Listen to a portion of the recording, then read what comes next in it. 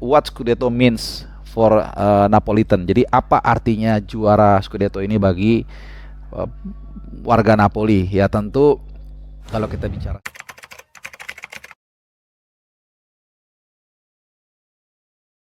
Ya, salam sehat, selamat hari Jumat juga buat teman-teman semua. Kembali lagi kita akan bahas sepak bola dari Eropa ya.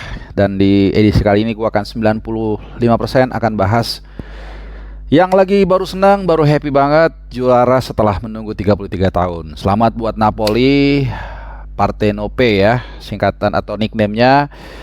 Tahun 90 terakhir mereka juara, nunggu 33 tahun. Jadi akhirnya mereka mendapatkan apa yang memang mereka perjuangkan selama begitu lama. Jadi kalau lu lahirnya setelah tahun 90, ya bisa dibayangkan ya, mulai dari lu lahir, kemudian bernafas, besar, mulai akil balik, mimpi basah, dan seterusnya, sampai lu lulus kuliah, sampai kerja mungkin kalau lu lulus kuliah, akhirnya Napoli juara. Luar biasa. Jadi edisi kali ini gua akan mengangkat spesial terkait dengan Napoli yang di pertandingan tadi pagi sebenarnya bareng gue nontonnya dengan MU dengan Brighton, tapi MU Brighton dikit aja lah kita singgung ya karena ya nggak terlalu menentukan juga sebenarnya. Jadi kita fokus sama Napoli aja. Apa ya, bukannya gue cocok logi, tapi sepertinya memang benar-benar ini tahun biru, tahunnya Maradona ya, karena 6 bulan lalu pas ya, 6 bulan lalu itu juga Argentina akhirnya juara dunia setelah terakhir juga Maradona membawa Argentina juara 36 tahun jaraknya. Napoli juga sama, sejak Maradona terakhir membawa Napoli juara tahun 90, 33 tahun berselang Napoli juga juara ya. Dan hasil sebenarnya lawan Salernitana kalau mereka menang bisa memastikan Scudetto ya, tapi ya sooner later lah sebenarnya dari pekan-pekan ke 20-an akhir juga sebenarnya udah kelihatan mereka sudah dipastikan juara, dan dengan menyisakan 5 giornata mereka sudah bisa memastikan sebagai juara Serie A. Nah, beberapa fakta menarik yang gue mau kasih tau ke lu. Pertama, Napoli juara dengan hanya mengenyam 3 kekalahan. Walaupun masih ada 5 pertandingan lagi, ya kita nggak tahu, bisa aja 5-5-nya kalah jadi 8 kali ya.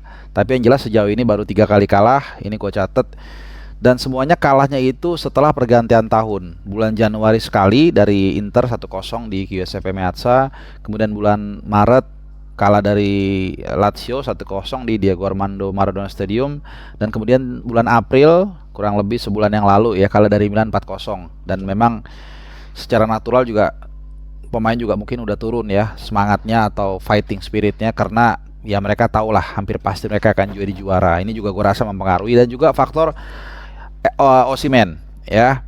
Dan juga satu fakta yang menarik adalah ini untuk pertama kali setelah 22 tahun ada juara yang di luar duo Milan dan juga Juventus. Jadi bukan dari kota Milan dan juga bukan dari kota Turin. Ya karena 2001 itu terakhir Roma, 2000-nya itu Lazio. Jadi Lazio, Roma, baru ya Milan Inter Juve dan seterusnya gitulah ya. Dan yang menarik juga dalam berarti 4 tahun terakhir ya, juaranya selalu berganti-ganti. Inter Milan, kemudian Juventus, Inter Milan, AC Milan musim lalu, dan musim ini adalah Napoli. Jadi menarik banget. Bukannya gue nggak suka juaranya itu aja ya, tapi ya sebagai penikmat sepak bola gue lebih melihat ada warna di sini ya. Dan tentunya tantangannya bagi Napoli, apakah mereka akan numpang lewat dan kemudian menunggu 30 sekian tahun lagi, ya kita nggak tahu ya.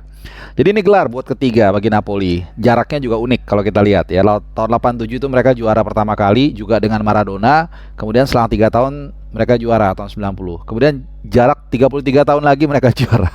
Jadi apakah 333 tahun lagi nanti Napoli baru akan juara? Ya rasanya sih enggak lah ya kayaknya. Dan kita juga udah pada nggak ada semua pasti 333 tahun lagi. Nah, sedikit gue mau kilas balik ya, bagaimana. Jadi gue membaca beberapa referensi ataupun media yang mengangkat ini, what Scudetto means for Napolitan. Jadi apa artinya juara Scudetto ini bagi warga Napoli? Ya tentu kalau kita bicara sejarah ya, walaupun gue bukan orang Italia ya, jadi nggak tahu detail, tapi tahu beberapa hal yang umum lah. Karena gue akan cerita sedikit, gue punya pengalaman bagaimana ketemu dengan orang Napoli ya di Roma waktu itu. Jadi persaingan di Italia ini kan sebenarnya juga ya sama dengan negara-negara lain ya, termasuk juga di Indonesia ada kedaerahan dan seterusnya. Jadi persaingan ataupun gesekan yang paling keras itu adalah dari Italia Selatan dan Italia Utara.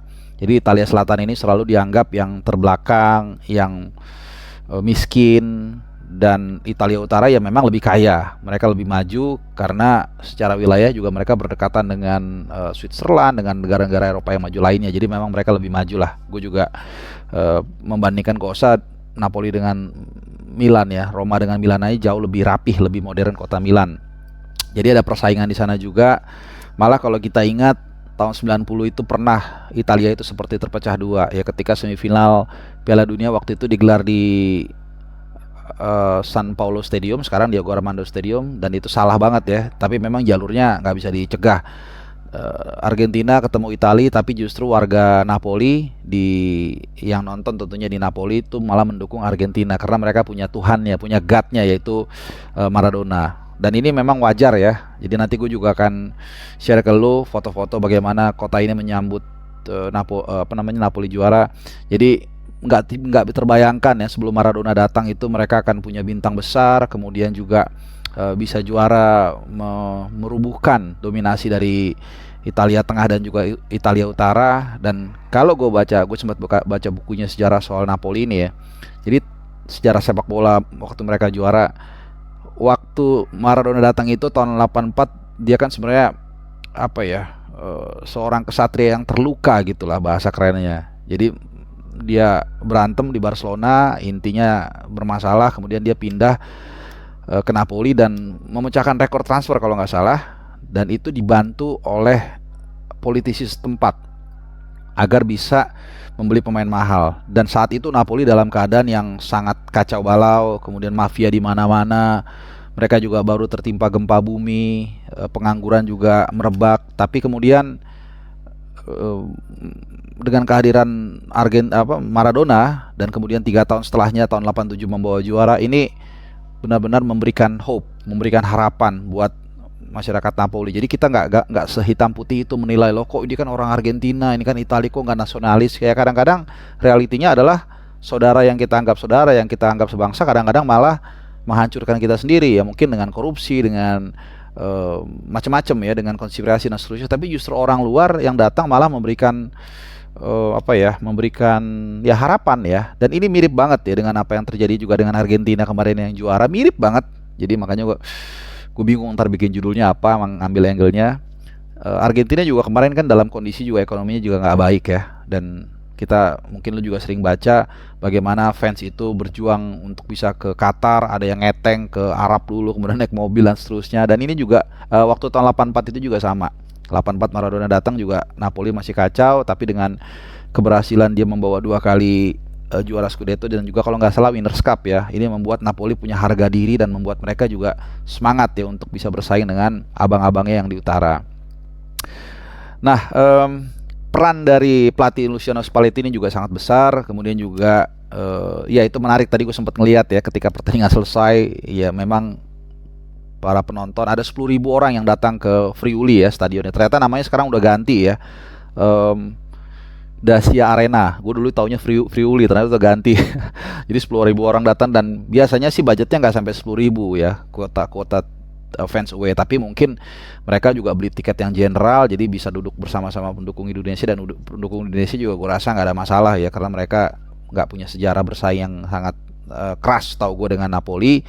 Dan kemudian juga yang di Diego Armando Maradona juga nobar di situ, konon ada 50.000 penonton, belum lagi di pusat-pusat kota. Dan aduh, ini bikin gue jadi pengen nanti ketika liputan Liga Champions dari Europa League ke Budapest dan Istanbul, kebalik ya, Istanbul dulu baru Budapest, itu pengen banget gue sebenarnya sempetin ke Napoli kalau sempet ya, ngeliat mural-mural Maradona, dan mungkin juga nanti mulai ada mural Osimhen mungkin. Ya kalau gue soalnya pecinta bola, jadi mau siapapun yang juara, kalau menurut gue itu menarik, ada ceritanya, kemudian juga ada warnanya, gue pasti akan datang. Gak peduli mau dibilang ini pesaing Roma lah atau apa gitu ya. Dan juga kalau kita sedikit flashback ke belakang ya, sebenarnya ya bukan mungkin ya, banyak yang nyangka Napoli akan menjadi juara karena mereka justru kehilangan pemain yang selama ini akamsinya ya, Insigne dan juga Dries Mertens. Ini menarik ya karena pemain ini hampir 1 dekade ya kalau nggak salah ya, atau 1 dekade mereka menjadi tulang punggungnya Napoli. Begitu mereka cabut, Napoli juara.